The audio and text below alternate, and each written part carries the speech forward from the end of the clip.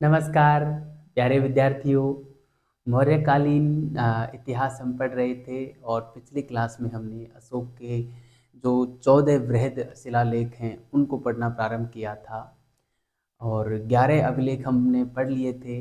12वां अभिलेख पढ़ ही रहे थे कि बीच में ही लाइट बेवफा हो गई और हमें बीच में ही छोड़ के चली गई, इसलिए हमें क्लास रोकनी पड़ी। लेकिन हम भी बड़े ज़िद्दी हैं, आज फिर आ गए अपने अंजाम को मुकाम तक पहुंचाने के लिए। ठीक है, और हम इस मुकाम को अंजाम तक पहुंचा के ही रहेंगे, यह हमारा जन्म सिद्ध अधिकार है। ठीक है, तो चलो अशोक के जो शिलालेख हैं उनको हम पूरा कर लेते हैं। ठीक है, 12वां शिलालेख हम पढ़ रहे थे, 11 तक हमने पढ़ लिया था।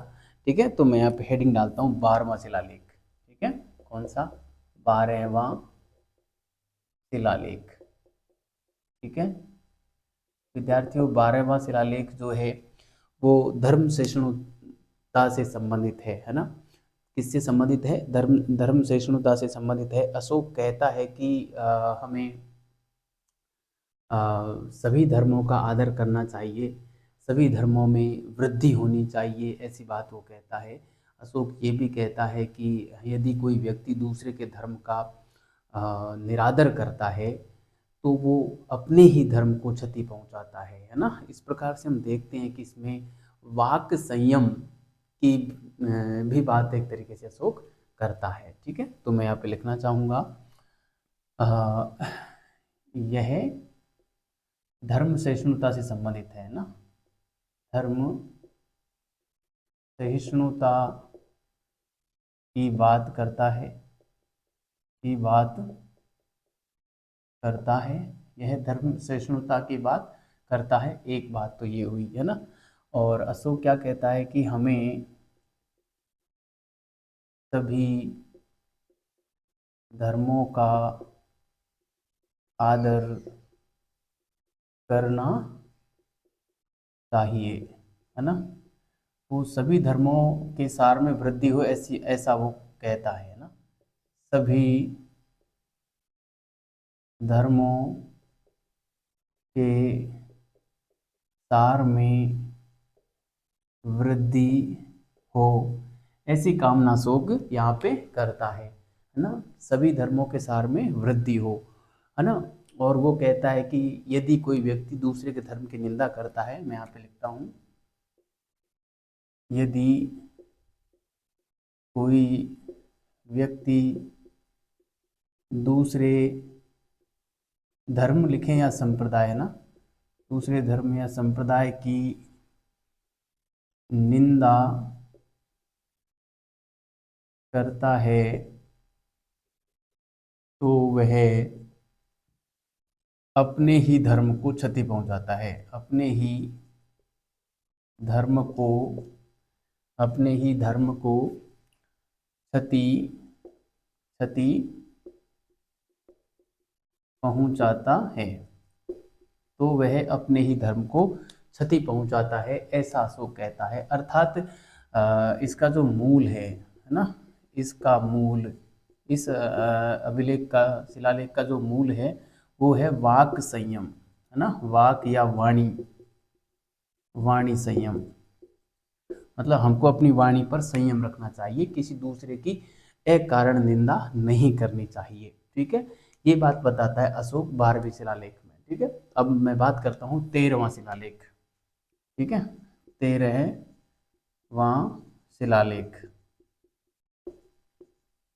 13वां शिलालेख। ठीक है, 13वें शिलालेख में अशोक जो है आपको पता ही होगा, एक तो कलिंग विजय की बात करता है, कलिंग युद्ध की बात करता है, और पश्चाताप की बात करता है ना, पश्चाताप की भी बात करता है। ठीक है, पश्चाताप की भी बात करता है ना। कलिंग युद्ध के बाद जो अशोक को पश्चाताप हुआ कि ये तो मैंने बहुत बड़ी गलती की है ना, धम्म विजय करनी चाहिए थी मैंने, जो है रण विजय की, है ना। तो इस प्रकार से इसमें है, इसमें जो है 5 यवन शासकों के नाम भी मिलते हैं, वो मैंने आपको पहले लिखाए हुए हैं, लिखने की वैसे आवश्यकता है नहीं। फिर भी मैं लिख देता हूँ 5 यवन शासकों के नाम, शासकों के नाम, 5 यवन शासकों के नाम तथा दक्षिण के राज्यों के नाम भी मिलते हैं। दक्षिण के राज्यों के नाम मिलते हैं, ठीक है। इसमें बड़ी बात यह है कि दक्षिण के तो राज्यों के नाम हैं और यवन शासकों के नाम है। यहाँ पे राज्य का नाम नहीं है, यहाँ पे राजा का नाम नहीं है, ये ध्यान रखना, ठीक है। तो ये था विद्यार्थियों 13वां शिलालेख। 14वां शिलालेख की मैं बात करता हूँ। 14वां शिलालेख, 14वां शिलालेख, ठीक है। 14वां शिलालेख जो है, इसमें अशोक अभिलेख क्यों लिखवाए थे उसका कारण बताता है, उद्देश्य बताता है ना। तो मैं यहाँ पे लिख सकता हूँ अभिलेख लिखवाने के उद्देश्य बताए हैं। अभिलेख लिखवाने के उद्देश्य बताए हैं, ठीक है। अभिलेख लिखवाने के उद्देश्य बताए हैं। अशोक कहता है कि मेरा राज्य जो है वो बहुत विशाल है और मैंने बहुत सारे लेख इसमें लिखवाए हैं, आगे भी मैं इस प्रकार के लेख लिखवाता रहूँगा। कुछ लेख वाणी की मधुरता के कारण बार बार उनको लिखवाया गया है ताकि उनका लोग जो है अनुसरण करते रहें, इस प्रकार की बात वो कहता है।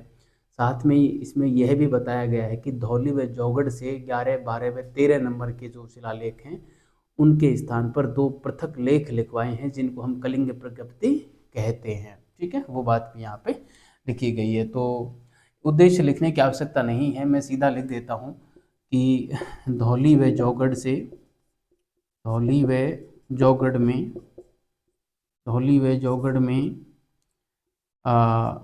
शिलालेख 11, 12, 13 के स्थान पर 2 पृथक लेख लिखवाए हैं, 2 पृथक लेख लिखवाए हैं, 2 पृथक लेख जो हैं वो लिखवाए हैं। अब ये 2 पृथक लेख क्या हैं, इनको भी हम नीचे पढ़ लेते हैं, ठीक है। इन पृथक लेखों को कलिंग प्रज्ञप्ति भी कहा जाता है ना। तो इसलिए प्रथम पृथक कलिंग प्रज्ञप्ति और द्वितीय पृथक कलिंग प्रज्ञप्ति, ये भी हम पढ़ लेते हैं, ठीक है। तो यहाँ पे मैं लिख रहा हूँ प्रथम पृथक कलिंग प्रज्ञप्ति, ठीक है। प्रथम पृथक कलिंग प्रज्ञप्ति, ठीक है। तो इसमें क्या लिखा है, इसमें अशोक लिखता है कि सभी जो प्रजा है, सभी जो जनता है, संपूर्ण प्रजा ही, प्रजा मेरी संतान है और जिस प्रकार मैं अपनी संतान के इहलौकिक व पारलौकिक सुख की कामना करता हूँ, उसी प्रकार मैं प्रजा के लिए भी इहलौकिक व पारलौकिक सुख की कामना करता हूँ। ऐसी बात अशोक जो है इस पृथक कलिंग प्रज्ञप्ति में वो लिखता है। यह जो कलिंग प्रज्ञप्ति थी वो तिष्य नक्षत्र के 8वें दिन जारी की गई थी, ठीक है। तिष्य नक्षत्र के 8वें दिन जारी की गई थी। तो ये बात मैं यहाँ पे लिखना चाहूँगा। तो मैं यहाँ पे लिखना चाहूँगा कि अशोक कहता है, अशोक कहता है, क्या कहता है कि संपूर्ण प्रजा मेरी संतान है, मेरी संतान है। मैं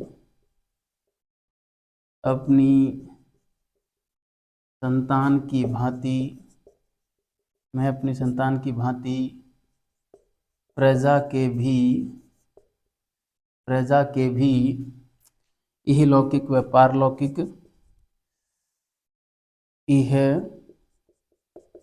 इहलौकिक यानी कि इसलोक व पारलोक यानी अगला लोक, पारलोक, इस इहलौकिक व पारलौकिक सुख की कामना करता हूँ, इहलौकिक व पारलौकिक सुख की कामना करता हूँ, ठीक है। इस प्रकार की बात जो है अशोक यहाँ पे कहता है। इसको जारी कब किया गया था, तो मैं यहाँ पे लिखूँ इसको तिष्य नक्षत्र के 8वें दिन जारी किया गया था। 8वें दिन जारी किया गया था, ठीक है। इसको तिष्य नक्षत्र के 8वें दिन जारी किया गया था। ये भी बात आपको ध्यान में रखनी है, ठीक है। अब मैं लिखूं यहाँ पे द्वितीय पृथक कलिंग प्रज्ञप्ति, ठीक है। द्वितीय पृथक कलिंग प्रज्ञप्ति, द्वितीय पृथक कलिंग प्रज्ञप्ति, ठीक है। द्वितीय पृथक कलिंग प्रज्ञप्ति की मैं बात कर लेता हूँ। इसमें अशोक जो है, इसको अशोक ने तिष्य नक्षत्र के चौथे मास में जारी की थी। और इसमें अशोक कहता है कि जो मेरे सीमांत क्षेत्र हैं वहाँ के अविजित लोगों को भी और धम्म संबंधी बातें बताई जानी चाहिए, और धम्म के प्रति उनका जो उनकी रुचि जागरूक करनी चाहिए, या धम्म के प्रति जो उनका जो अनुराग है वो होना चाहिए, ऐसा अपने अधिकारियों को वो आदेश देता है ना।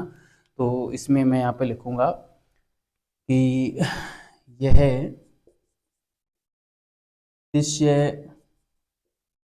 नक्षत्र के चौथे मास में जारी की गई। एक बात तो ये हो गई। और इसमें क्या कहता है अशोक कि सीमांत क्षेत्रों के अविजित लोगों को धम्म संबंधी बातें बताने व इसके प्रति लगाव रखने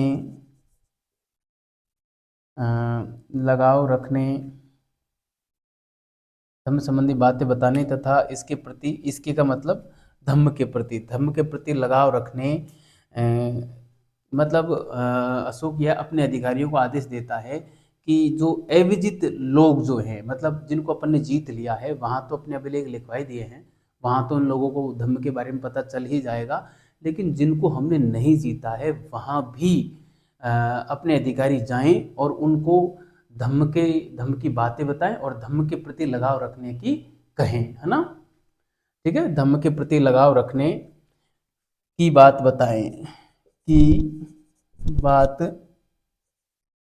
बताने का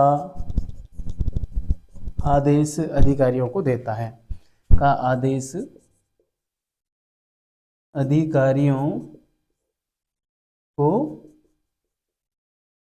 है, ठीक है। तो ये हो गई विद्यार्थियों द्वितीय पृथक कलिंग प्रज्ञप्ति। आप इसको पूरे को उतारें बढ़िया तरीके से, ठीक है। और अब मैं आपको ये बताना चाहूँगा यहाँ पे कि ये जो 14 शिलालेख हमने पढ़े हैं, ये 14 शिलालेख हमें किस किस स्थान से मिले हैं, किस किस व्यक्ति को मिले हैं, और वो स्थान वर्तमान में कहाँ हैं, वो सारी बातें हम लिख लेते हैं। कब मिले हैं ये भी बात हम जानने का प्रयास करेंगे, ठीक है। आप इसको उतारें, मैं इसको जो है मिटा देता हूँ और मैं आता हूँ अगली स्लाइड पे, ठीक है। तो विद्यार्थियों, यहाँ से अशोक के 14 अभिलेखों से सवाल अक्सर एग्जाम में पूछे जाते हैं, खासकर ऐसी एग्जाम जो सब्जेक्ट विशेष की नहीं होती। जीके में सवाल यहाँ से पूछा जाता है, तो सब्जेक्ट की एग्जाम में तो पूछे जाने की संभावना जो है बहुत अधिक हो जाती है, इसलिए इसको बढ़िया तरीके से तैयार करना, ठीक है। तो चलिए अब हम उन 10 स्थानों की चर्चा कर लेते हैं जहाँ से हमें यह जो अभिलेख हैं वो मिले हैं, ठीक है। तो मैं यहाँ पे देखो, सबसे पहले तो मैं यहाँ पे लिखूंगा प्राप्ति स्थान, है ना, प्राप्ति स्थान, ठीक है। और एक सारणी बनाने का प्रयास हम करते हैं, ठीक है। प्राप्ति स्थान यहाँ पे हम लिख देंगे, ठीक। प्राप्ति स्थान हो गया। फिर हम लिखेंगे प्राप्ति स्थान के बाद वर्तमान संदर्भ में उसकी क्या स्थिति है ना, वर्तमान संदर्भ में उसकी क्या स्थिति है। तो यहाँ पे मैं लिख देता हूँ स्थिति, ठीक है, स्थिति लिख देता हूँ। और स्थिति में थोड़ा सा जो है बड़ा नाम आएगा, यहाँ पे इतना हम ले लेते हैं स्थिति, ठीक है। फिर मैं यहाँ पे लिख देता हूँ खोजकर्ता, किसने इसको खोजा, ठीक है, खोजकर्ता। और खोजकर्ता के बाद में हम लास्ट में यदि किसी की सन याद है तो मैं सन लिख दूंगा। सन के पूछे जाने की संभावना बहुत कम है, लेकिन फिर भी मैंने यहाँ पे एक जो फोल्डर है वो भी यहाँ पे बना दिया है, ठीक है।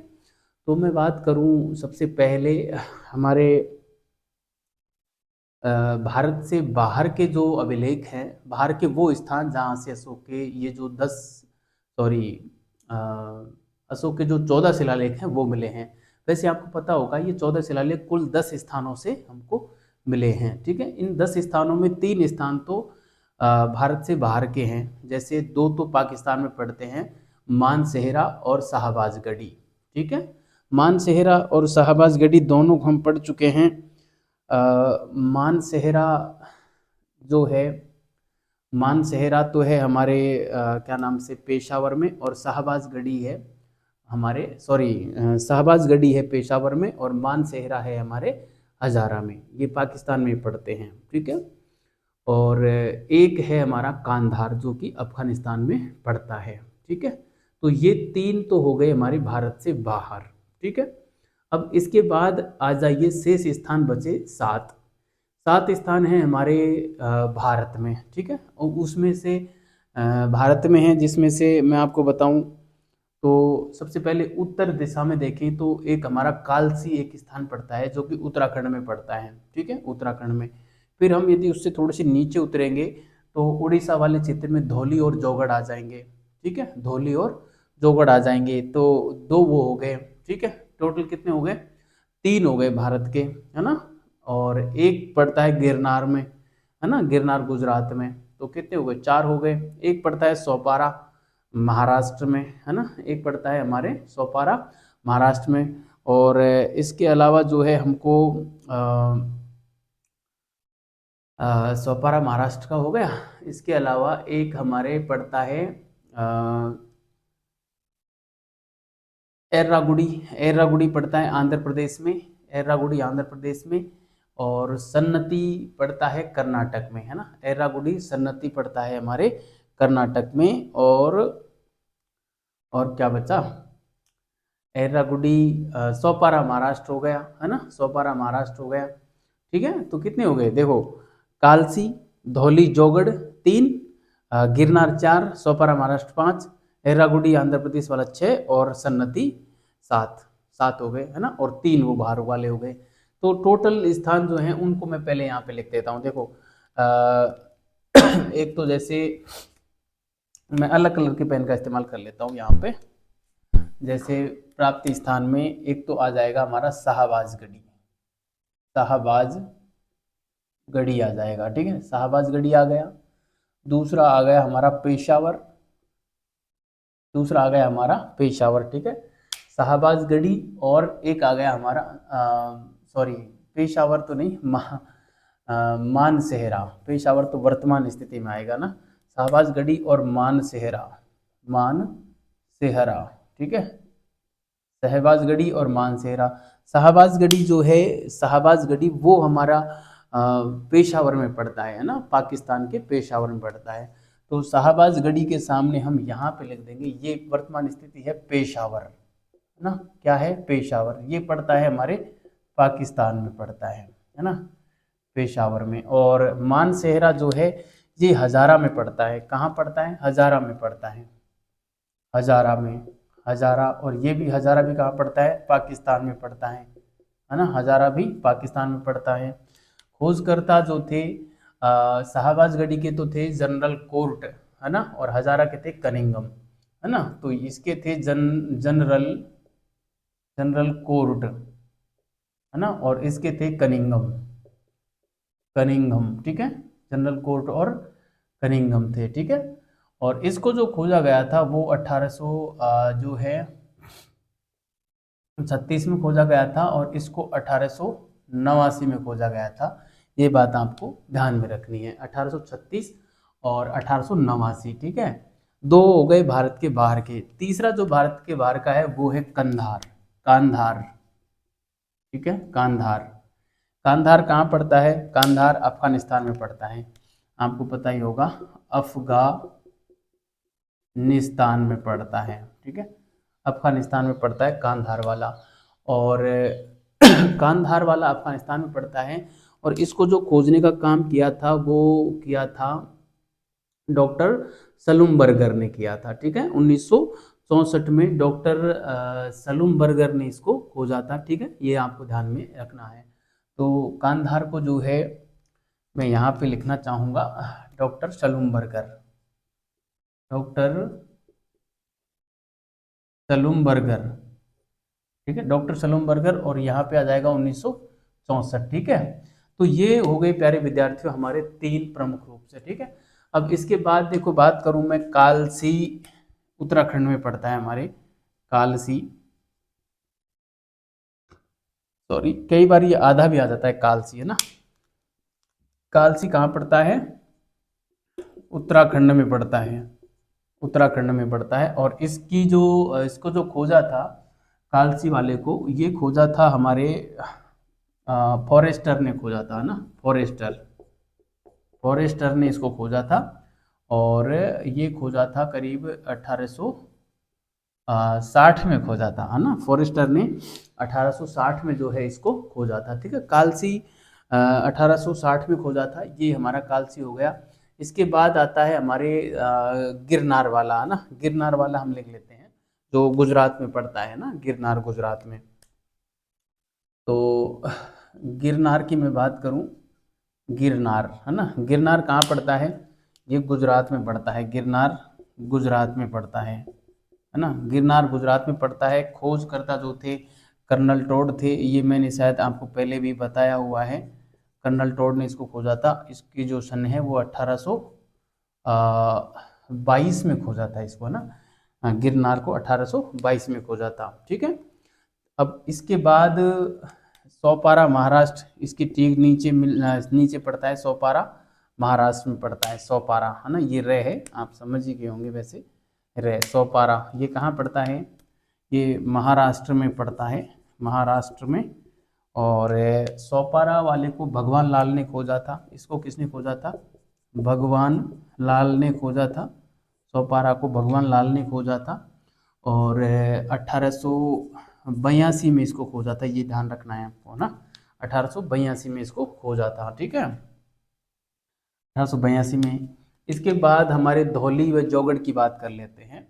ठीक है, धौली व जौगड़, जैसे ये मैंने लिखा धौली, हाँ धौली है ना, धौली ये पड़ता है हमारे पुरी जिले में, पुरी उड़ीसा में।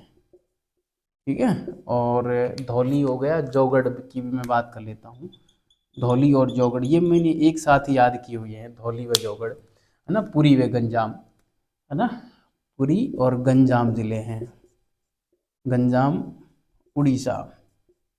ठीक है, और इनको जो खोजा है वो किट्टो और हेनरी इलियट ने खोजा था ना। जैसे धौली को किट्टो ने, किट्टो, और इसको खोजा था इलियट ने, इलियट ने इसको खोजा था 1837 में, और इसको खोजा था 1850 में। तो मैंने इनको जो है 37-50, किट्टो इलियट, पुरी गंजाम और धौली जौगड़, है ना, इस प्रकार से याद कर रखा है।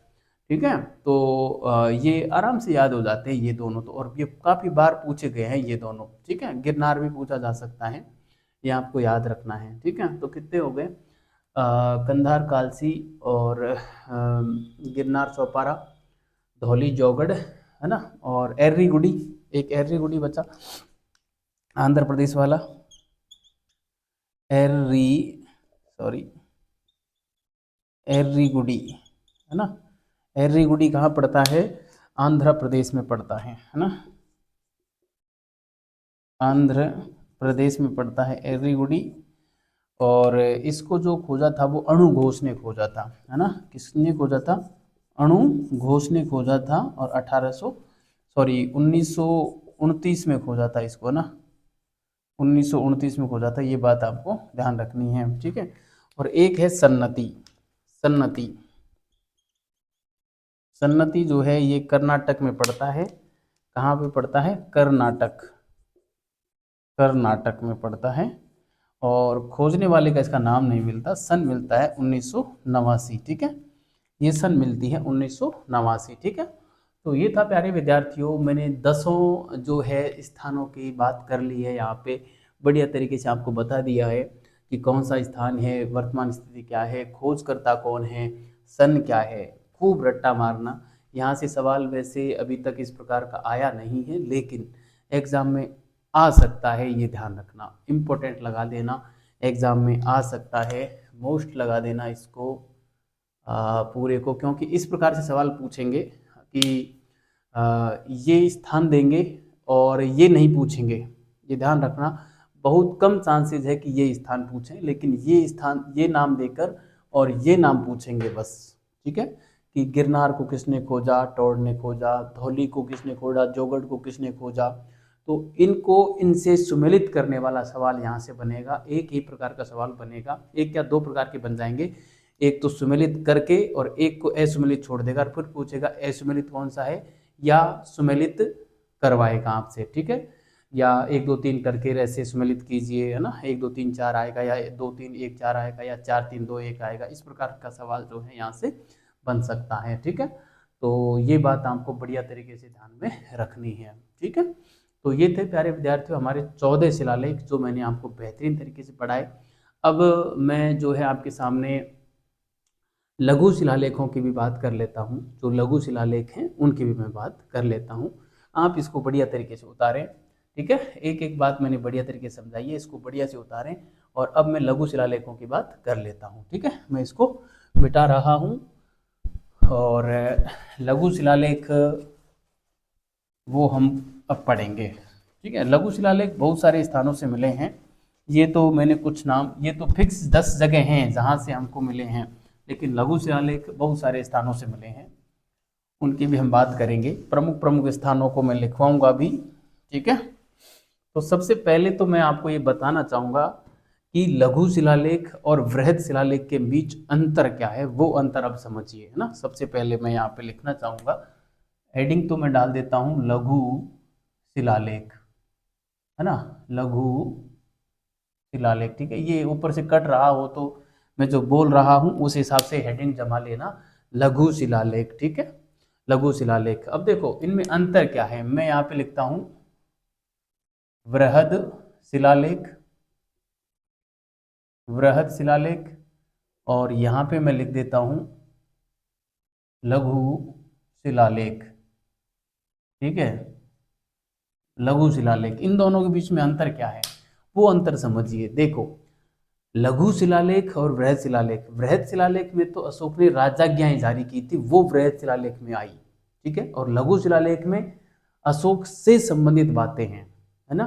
देखो, एक व्यक्ति तो अकेला होता है ना, अकेला छोटा होता है या राज्य बड़ा हो, राज्य छोटा होता है, व्यक्ति छोटा होता है, इसलिए इसमें तो ये तो लघु हो गया, इसमें सिर्फ अशोक से संबंधित बातें आ गई, ठीक है।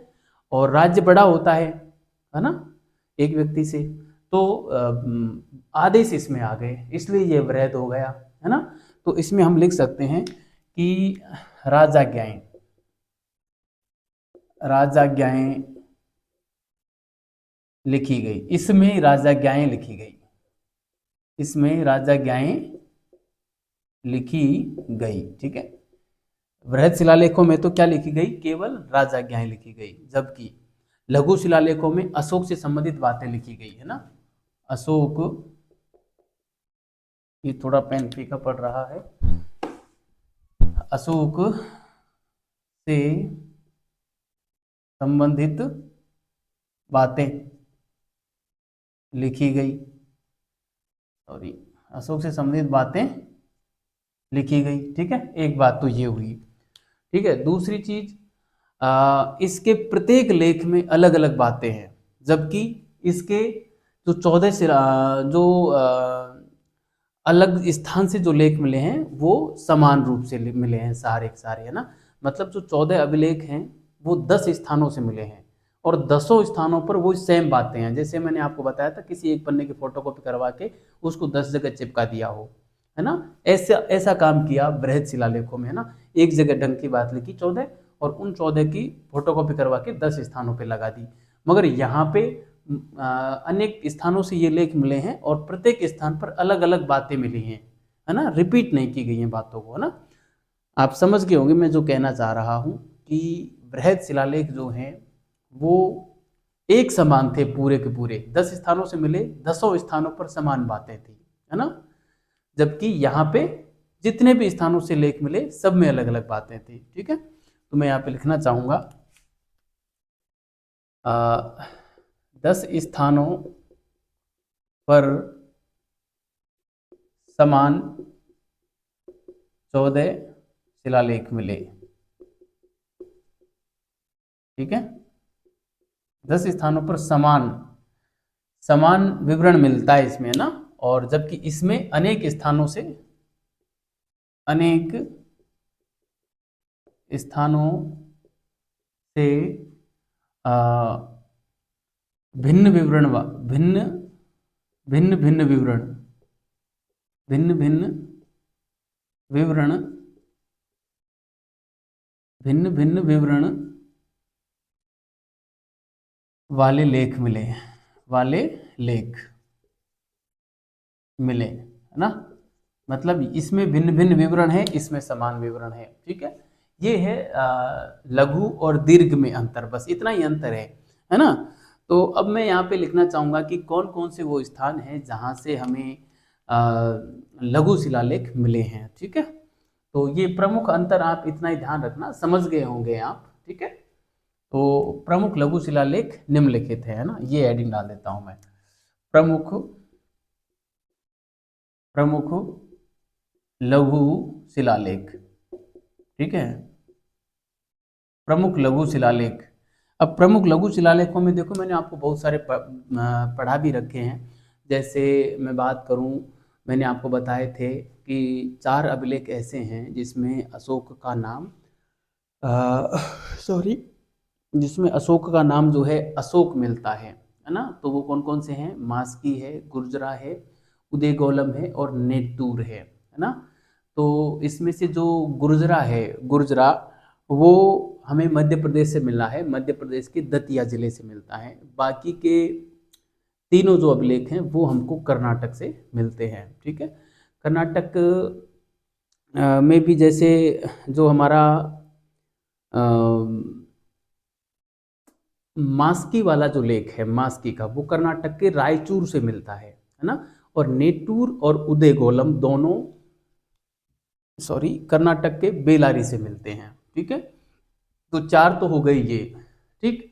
इसके अलावा अशोक के जो अभिलेख हैं, राजस्थान से जो मिला है भाब्रू का अभिलेख, वो भी लघु शिलालेखों की श्रेणी में आता है। और लघु शिलालेखों में सबसे बड़ा लेख जो है वो भाब्रू बैराट वाला है। यहाँ से भी 2 मिले हैं, एक 1837 में कैप्टन बर्ट को मिला था, है ना, जो कि अशोक के बौद्ध होने की सूचना देता है। अशोक उसमें बौद्ध धर्म के प्रति श्रद्धा व्यक्त करता है ना। यहाँ से कुछ मंदिरों की भी जानकारी मिलती है, गोल बौद्ध मंदिरों की भी जानकारी मिलती है। यहाँ पे वेनसांग भी आया था, है ना। ये सारी बातें मैंने आपको राजस्थान का जो इतिहास पढ़ाया था उसमें भी आपको बताई थी। आप जरूर राजस्थान वाले जो इतिहास है वहाँ पे प्लेलिस्ट में जाना, और जो अभिलेख पढ़ा रखे हैं उसमें मैंने भाब्रू का अभिलेख पढ़ाया है, उसमें डिटेल से चर्चा की है, ठीक है। कुछ बेसिक बातें मैं यहाँ भी बताने वाला हूँ, ठीक है। तो ये हो गए। इसके अलावा मैंने आपको 3 अभिलेख ऐसे बताए थे जिसमें अशोक के शिलालेखों का लेखक चापड़ या कापड़ का नाम मिलता है। वो 3 लघु शिलालेख भी हमको जो है कर्नाटक से मिले हैं, वो भी लघु शिलालेख की श्रेणी में आते हैं।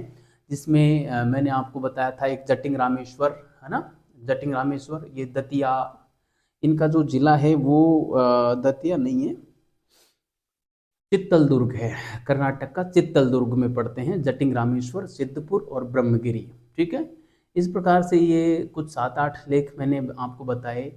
इसके अलावा भी हमको मिले हैं, जैसे मारो सारो एक जगह है मध्य प्रदेश की, वहाँ से भी मिला है मारो सारो।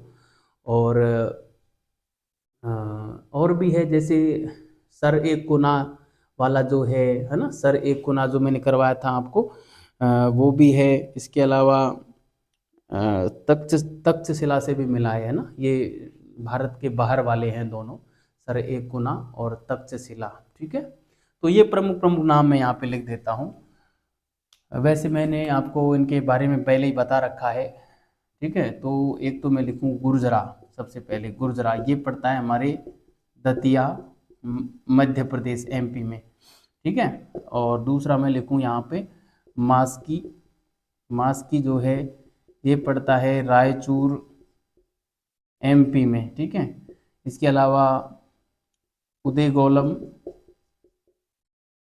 उदयगोलम और नेतूर, नेतूर है ना, उदयगोलम और नेतूर, ये दोनों जो पड़ते हैं ये हमारे पड़ते हैं बेलारी, कर्नाटक में।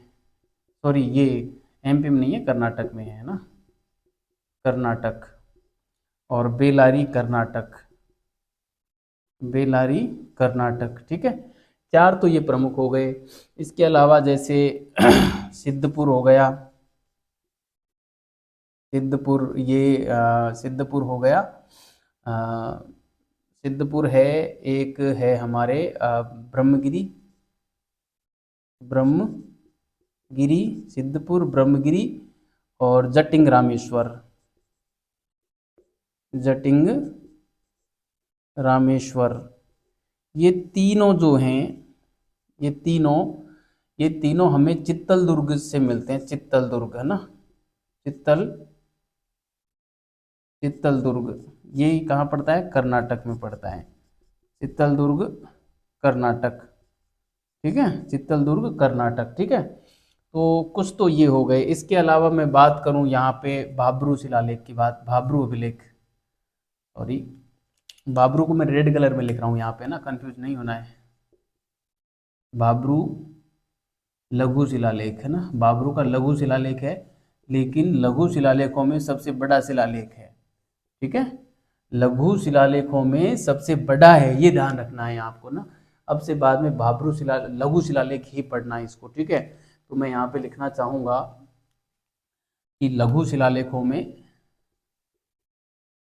लघु शिलालेखों में सबसे बड़ा लेख है, एक बात तो ये ध्यान रखनी है। दूसरा, अशोक इसमें बौद्ध बताया, बौद्ध होना अशोक को इसमें है ना, अशोक त्रिरत्न, बौद्ध त्रिरत्न के प्रति श्रद्धा व्यक्त करता है ना, इससे यह अनुमान लगाया जाता है कि अशोक बौद्ध था ना। अशोक को त्रिरत्न में श्रद्धा प्रकट करते बताया है, प्रकट करते बताया है। ठीक है, अशोक को त्रिरत्न, कौन सा, बौद्ध धर्म का त्रिरत्न है ना, बौद्ध त्रिरत्न, वैसे त्रिरत्न उसमें भी हैं, लेकिन ये बौद्ध त्रिरत्न में श्रद्धा प्रकट करते बताया गया है ना। और बाकी की बातें मैंने वहाँ पे आपको बताई हैं। यहाँ पे वेन स्वांग भी आया था भाब्रू बैराट में, ये भाब्रू अभी वर्तमान का जो बैराट है, विराट नगर, विराट नगर जयपुर वाला है ना, जयपुर में पड़ता है ये, जयपुर राजस्थान, इतना तो पता ही होगा। कोई राजस्थान से बाहर वाले भी हैं उनको भी पता होगा ना। इसको जो खोजा था, खोजा किसने था, खोजा था 1837 में, वो खोजा था कैप्टन, कैप्टन बर्ट ने खोजा था, ये भी आपको ध्यान में रखना है, कैप्टन बर्ट ने खोजा था। ठीक है, यहाँ से एक दूसरा अभिलेख भी मिला है, अशोक का ही है दूसरा अभिलेख है ना। दूसरा अभिलेख जो मिला है वो मिला है 1871-72 में, किसको मिला था, ये मिला था कार्लायल को ना, कार्लायल को मिला था, कार्लायल को मिला था। ये जो पहला जो लेख मिला था ये कैप्टन बर्ट को, ये बीजक पहाड़ी से मिला था, कहाँ से मिला था, बीजक पहाड़ी से मिला था, ये ध्यान रखना। और ये जो दूसरा मिला था ये भीमसेनी पहाड़ी से मिला था, कहाँ से मिला था, भीमसेनी या भीमसेन की पहाड़ी से मिला था, भीमसेन की पहाड़ी से मिला था। ठीक है, और इसके बारे में बहुत डिटेल से मैंने पढ़ाया है। आप अपने चैनल के प्लेलिस्ट पे जाना, वहाँ पे आपको राजस्थान इतिहास की जानकारी के स्रोत के रूप में अभिलेख वाली क्लास मिलेगी, और उस अभिलेख वाली क्लास में आप चले जाना भाब्रू के शिलालेख पर, वहाँ पे आपको डिटेल से मिलेगा। इसके अलावा यदि और पढ़ना चाहते हो तो आप राजस्थान के इतिहास में ही मैंने आपको प्राचीन सभ्यताएं करवाई हैं, उसमें भी लोहकालीन सभ्यता के रूप में मैंने बैराठ को पढ़ाया है, और उस बैराठ के अंदर भाब्रू शिलालेख के बारे में बहुत विस्तार से चर्चा की है। आप वहाँ जा कर के भी पढ़ सकते हैं। बेसिक इन्फॉर्मेशन मैंने यहाँ भी बता दी है, ठीक है। तो ये थे विद्यार्थियों हमारे अशोक के लघु शिलालेख। इसके अलावा मैं जो है आपको सर एक कुनाकार इनकी बात और मैं कर देता हूँ। जैसे इसके अलावा सर ए कुनाका है, कुनाका है ना, सर ए कुना, लगमान, ठीक है, लगमान, दुर ए